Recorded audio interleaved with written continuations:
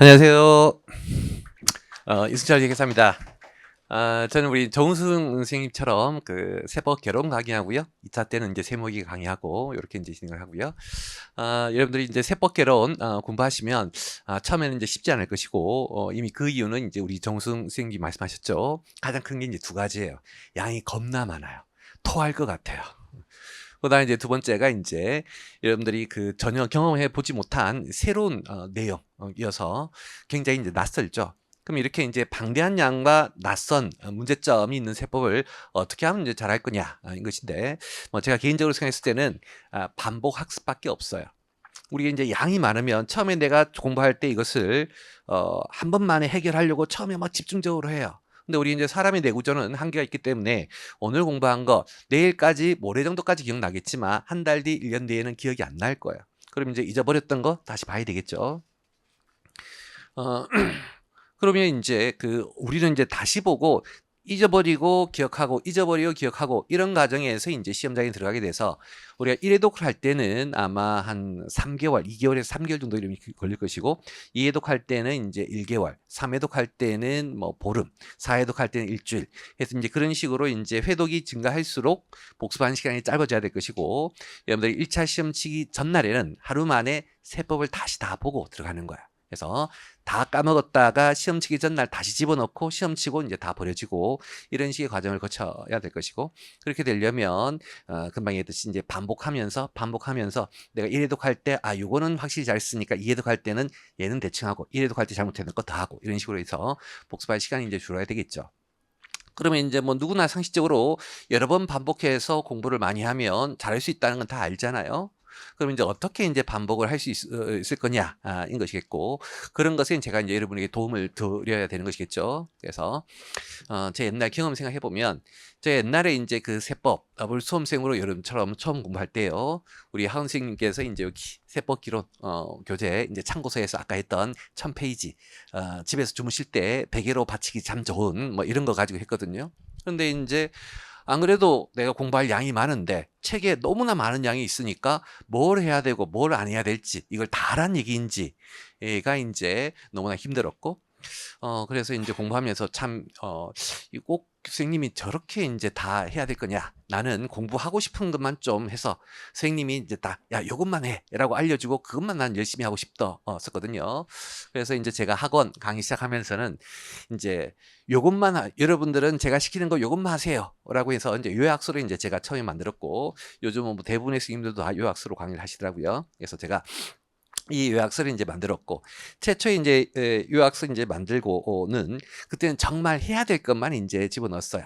뭐 근데 대신 이제 사례라든지 이해를 돕기 위한 것은 이제 판서를 했는데 여러분들이 이제 판사하는 걸 굉장히 필기하는 걸 굉장히 싫어해서 지금은 이제 그 옛날에 최초에 했던 여러분들이 공부할 내용에다가 이것을 이해시키기 위한 이제 사례들이 이제 결합된 것이다.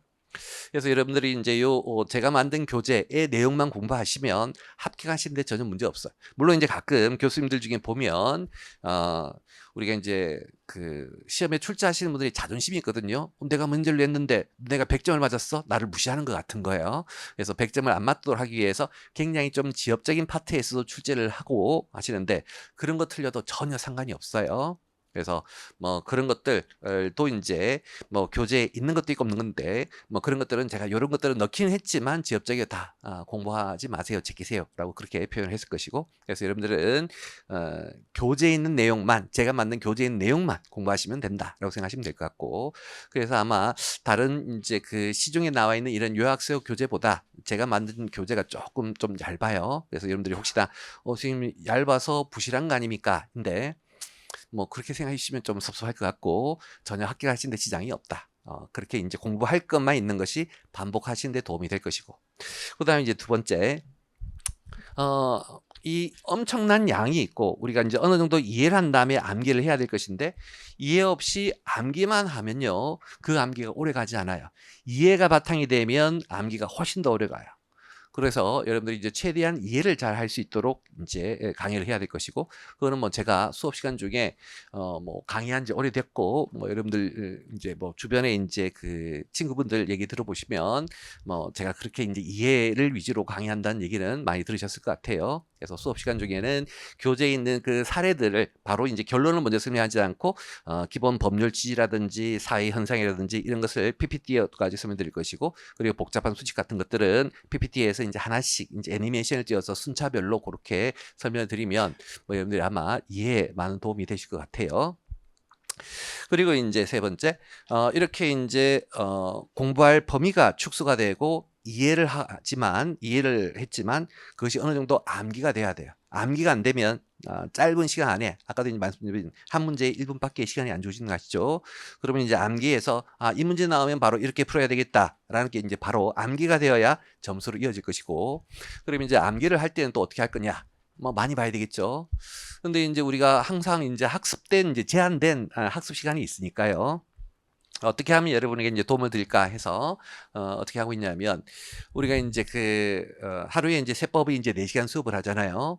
그럼 4시간 수업을 하고 나면 제가 그 4시간 중에 가장 결론된 부분이 있잖아요.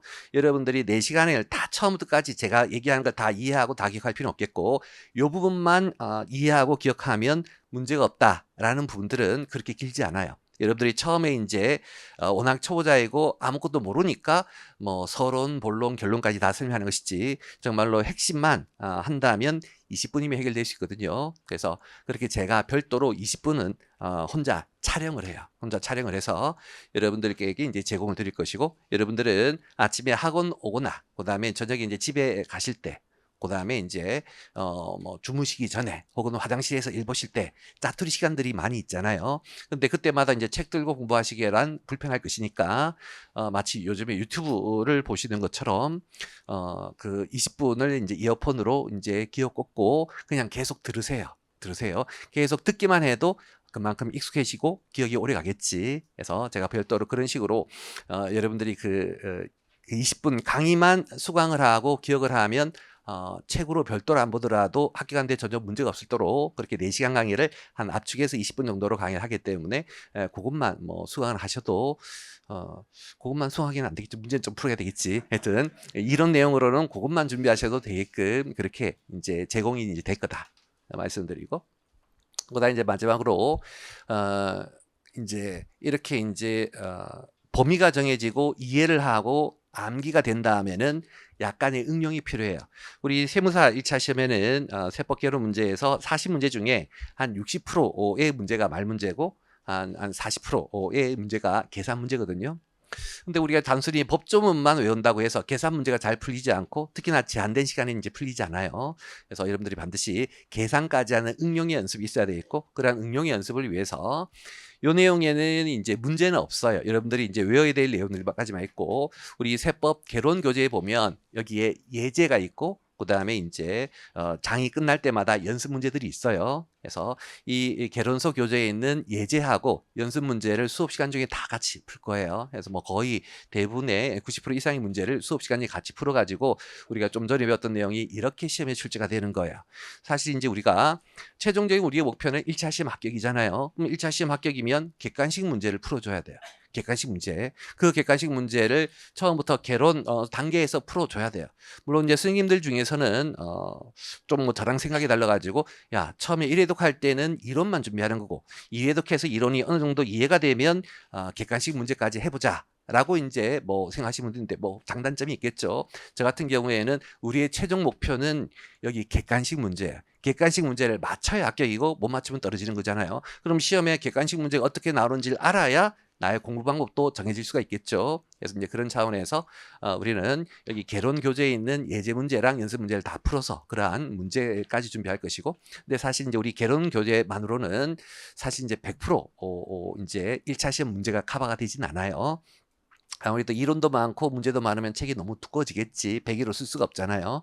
그래서 사실 이제 모든 과목이 그렇겠지만 객관식 세법이라고 해서 별도의 교재가 있어요. 그래서 그래서 제가 나중에 수업할 때도 강조하겠지만 객관식 세법 교재를 하나 여러분이 구매를 하셔가지고 그걸 이제 풀이하셔야 되는데 당장에 이제 그걸 다 풀기는 힘들겠죠. 그래서 객관식 세법 교재에는 제가 만든 교재에는 기본, 필수, 뭐 그다음에 이제 아예 표시가 없는 것들이 있어요. 그래서 기본이라고 하는 게 세법 개론을 처음 듣는 학생들이 지금 수준에서 연습해야 될 수준의 내용이 이제 표시가 되어 있으니까 여러분들은 이제 거기까지 좀 풀어주세요라고 이제 할 것이고 거기까지는 수업 시간 중에는 이제 함께 할 수는 없어요. 그건 별도의 이제 다음 과정이 이제 있을 것이다.